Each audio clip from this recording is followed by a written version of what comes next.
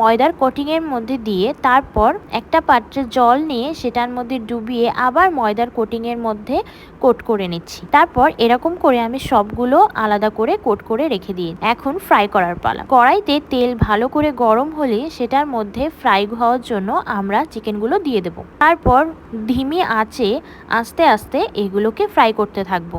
অবশ্যই একটা কথা খেয়াল রাখবেন, কোটিং করার সময় অবশ্যই 2 বার কোটিং করবেন, তাহলে চিকেনগুলো খুবই ক্রিস্পি হবে আর এটার লেয়ারটাও খুব ভালো আসবে, টেস্টটাও ভালো আসবে। এভাবে ফ্রাই করে নিলে সবগুলো চিকেনই খুব ক্রিস্পি হয়ে যাবে। দেখুন আমি এখানে দেখিয়ে দিচ্ছি কতটা ক্রিস্পি হয়েছে এগুলো।